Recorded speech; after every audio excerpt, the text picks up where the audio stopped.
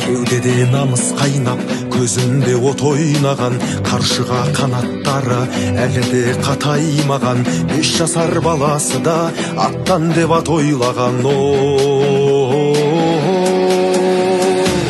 Алдаспан ерлерім бар, қысылмай қол бастар, марғасқа ұлдарым бар, тосылмай жол бастар.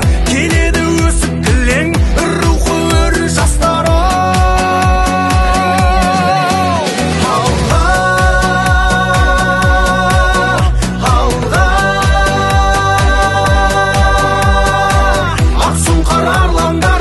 Тайсалмас тарландарым, бабамның